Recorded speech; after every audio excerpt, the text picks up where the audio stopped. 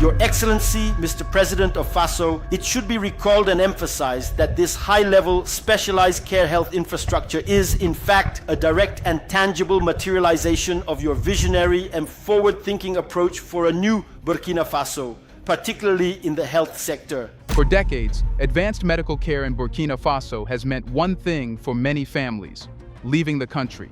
When strokes, cancer, severe trauma, or heart disease struck, local hospitals could stabilize, but the real treatment often lay across borders. That reality is now being challenged. Near Bobo Dioulasso, in the village of Pala along National Road No. 1, Burkina Faso has completed a project unlike anything it has built before, a massive university hospital designed to handle the most complex cases at home. It is called the Centre Hospitalier Universitaire de Pala. Built to serve the entire western region and beyond, it promises intensive care, advanced imaging, cancer treatment, and the training of future doctors under one roof. But this is not just another hospital opening. This is a turning point. And as its lights rise from the red soil of Pala, one question hangs in the air. What exactly has Burkina Faso built? And why does it matter for all of West Africa? Let's find out.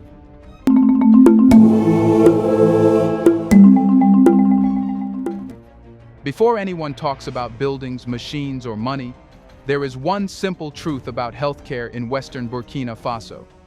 For years, when a case became too serious, people were sent away. A stroke patient in Bobo Dioulasso, a woman with advanced cancer, a child with severe head trauma. Local hospitals could do what they could: give oxygen, control bleeding, ease pain. But everyone knew the unspoken sentence: this one needs to go outside the country. Ghana, Côte d'Ivoire, sometimes even further, and many never made that journey. The road itself became part of the illness. Families sold land, borrowed from neighbors, waited for visas that came too late. Ambulances became long-distance travelers instead of rescue vehicles. In quiet conversations, people began to describe referral abroad not as hope, but as a delay, a way of buying time when the end already felt near. That is the reality Chechu de Pala was born into. It did not begin with a ceremony. It began with a question inside ministries and hospitals. Why should Burkinabe lives depend on foreign hospitals? Why should a diagnosis require a passport? Why should survival depend on borders? The answer slowly took shape in plans, drawings, and agreements. And then one day, along National Road No. 1 near Bobo Dioulasso, the earth began to move. At first, people in Pala village thought it was just another construction site. Trucks came, dust rose, foundations were dug. But this was no warehouse, no housing estate. The land kept spreading, hectare after hectare. Walls climbed higher than anything around. And then the lights came on. At night, drivers slowed down, staring at the glow of a structure that did not belong in the rural darkness. Something big was being built, and it was not meant for business. Word spread, it was a hospital. But not like the ones people knew. This one had a space like a campus, blocks like a city, roads inside its walls. People said it would have hundreds of beds, that it would take the hardest cases, that it would be connected to a university. It was meant to stop the medical exodus. Still, for many, it sounded unreal. In a place where advanced scans and cancer treatment had always been something you searched for abroad, the idea that such care could exist in Pala felt like a story told to give hope, not a plan meant to be finished. Yet the building kept rising, and as it did, a quiet shift began. Instead of asking which country will take this patient, doctors started asking something new. When will Pala be ready? For the first time, the future of serious illness in Western Burkina Faso was being imagined not as a journey outward, but as a return home.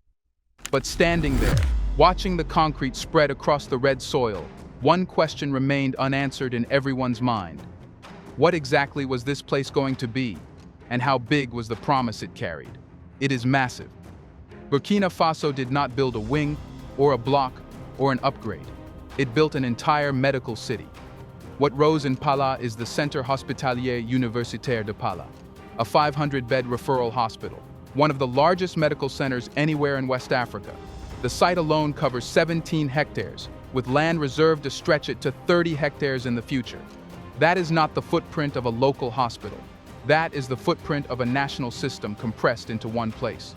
The investment behind it is just as bold, around 70 billion CFA francs, poured into concrete, steel, glass, and systems meant to carry life. From above, it does not look like a single building. It looks like a campus. Blocks are arranged like districts, roads inside the perimeter. Spaces between structures are not for decoration, but for movement, ambulances, supplies, patients, and staff, all flowing without choking each other. This is deliberate, because when hundreds of patients arrive every day, chaos kills as surely as disease. The hospital is built vertically, ground floor plus 2 levels, which engineers call R+2. That choice matters. It means critical services are stacked close instead of scattered wide.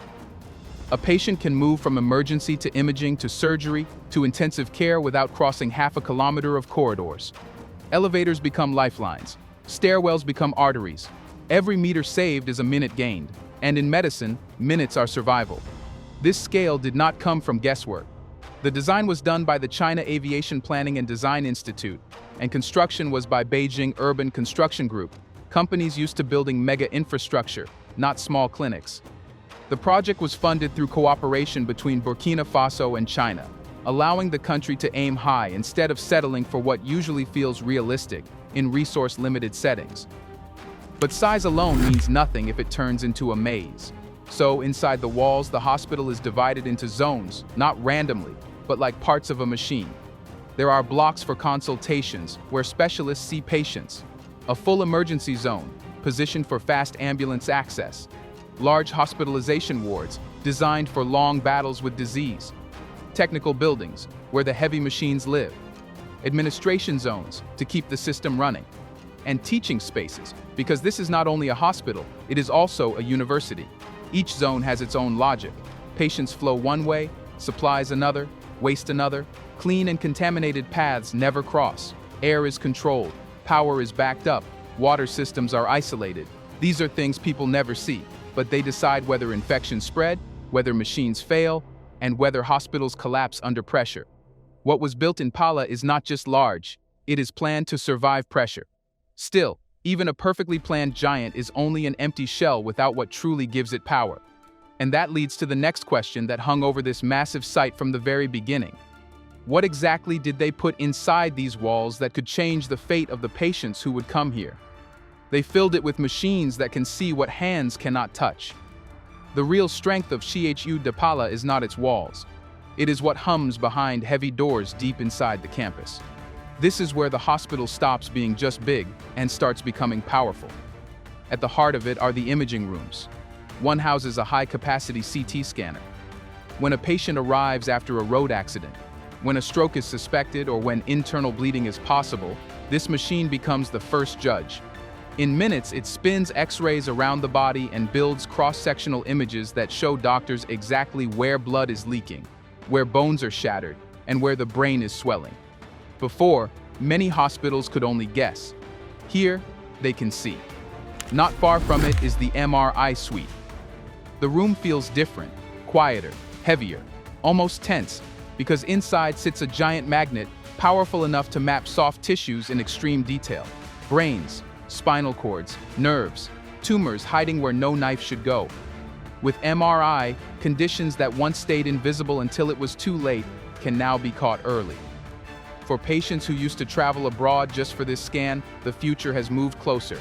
But CHU de Pala did not stop at diagnosis. It went further, into treatment guided by images. Inside a protected suite stands the hospital's most advanced system, a Siemens PhenoActis interventional imaging platform. This is not just a camera. It is a live map of blood vessels. Here, doctors insert thin catheters into an artery and watch their path in real time as they travel to the heart or the brain. Blocked vessels can be opened. Aneurysms can be sealed. Bleeding can be stopped. All without opening the chest or the skull. Less trauma, less risk, faster recovery. This level of care was once almost unimaginable inside Burkina Faso. Then there is the place no one wants to go, but many must, the intensive care unit. The ICU is built for patients who are barely holding on, those who cannot breathe on their own, whose blood pressure collapses, whose organs are failing. Here, ventilators breathe for them, monitors track every heartbeat, Pumps deliver life-saving drugs drop by drop. This is where doctors fight hour by hour, sometimes minute by minute, against the edge of death. Together, these rooms change the meaning of emergency. A stroke no longer means waiting and hoping. A head injury no longer means guessing. A heart blockage no longer means inevitable loss. The hospital can now see, decide, and act fast. But as powerful as these machines are, there is one disease that has broken more families than almost any other. One illness that has forced people to leave their country just to have a chance. And that brings the next question straight into the heart of this story. Can CHU Dapala really confront cancer here at home? Let's pause for a second to say, big thank you to the Black Culture Diary community, where Black voices, stories, and legacies are preserved and amplified. By becoming a member, you're not just supporting the channel, you're becoming part of a powerful cultural movement. Let's continue. Yes, and that may be the most quietly revolutionary thing about CHU Dapala. For years in Burkina Faso, the word cancer came with another word that followed it everywhere: abroad. Diagnosis at home, maybe. Pain control sometimes. But real treatment, especially radiotherapy, meant leaving the country. For many families, that meant selling land, borrowing endlessly, or simply giving up. The disease did not just attack the body, it crushed the future. At CHU Dapala, that cycle is broken. Built into the hospital ecosystem is a radiotherapy center, designed to deliver high-energy radiation directly to tumors. This is the kind of treatment used for breast cancer, cervical cancer, prostate cancer, brain tumors, and many others. The idea is simple but powerful. Target the cancer cells while sparing as much healthy tissue as possible. What was once a journey across borders is now a corridor walk inside Pala. But radiotherapy alone is not enough. Cancer care only works when everything connects. That is why CHU Dapala links this center to its CT and MRI imaging rooms, to its surgical theater, to its laboratories, and to its ICU. A patient can be scanned, diagnosed, operated on, treated with radiation, and monitored afterward, all on the same campus. No transfers, no delays, no broken chain. Behind the scenes, the hospital's laboratories work constantly, analyzing blood, tissues, infections, and organ function. A blood bank stores life-saving units for surgeries and emergencies. The central pharmacy manages chemotherapy drugs, antibiotics, pain control, and critical medicines under strict storage conditions. Sterile supply units clean and prepare instruments so that infection does not undo what treatment tries to save. This is how CHU Dapala becomes more than a building, it becomes a system. For critical patients, the path often leads back to the ICU, where cancer complications, post-surgical shock, or severe infections are managed with ventilators and continuous monitoring. For others, recovery happens in the large hospitalization wards, under the eyes of specialists trained to deal with long, complex illnesses, and slowly a shift begins. Cancer is no longer immediately associated with exile. Families no longer hear only, "You must go outside." Instead, they hear something new: "We can treat you here." But even as this hospital fights today's battles, its designers were thinking about something bigger. Because machines will age, buildings will wear, but knowledge, if it is planted well, grows stronger over time. That is why, hidden among these wards and machines, are classrooms and students. Which leads to the next question. Why was CHU Dapala built not just to heal bodies, but to train minds? Here's a reminder to please like and share the video and subscribe to our channel to watch more videos on Black culture, history, civilization, and identity. Let's continue now. Because CHU Dapala is not only a place where people come to survive, it is a place where medicine itself is being built for the future. That is what makes it a Centre Hospitalier Universitaire, a hospital designed from the ground up to train doctors, nurses, technicians, and specialists while real lives are being treated every day. Inside the campus are teaching halls, seminar rooms, and clinical training spaces woven directly into the wards and technical blocks. Students do not learn from books alone. They learn beside ICU beds where ventilators breathe for patients. They learn in imaging rooms where CT and MRI scans appear on screens. They watch interventional procedures where catheters travel through blood vessels under live imaging.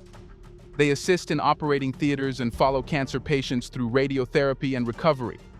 This is not simulated medicine. This is the real thing. For Burkina Faso, this matters more than any single machine. For decades, advanced medical training often meant leaving the country. Many who left never returned. The result was a constant shortage of specialists, radiologists, anesthetists, oncologists, and intensivists. CHU Dipala is designed to reverse that pattern. It allows young Burkinabe to master modern medicine at home, in their own hospitals, on their own patients, under their own conditions. Over time, this changes everything. Knowledge stops leaking out. Experience starts piling up inside the country. A doctor trained on MRI today becomes the teacher of 10 more tomorrow. A nurse who learns ICU care here carries those skills to another hospital later. The hospital becomes a multiplier, not just a service point.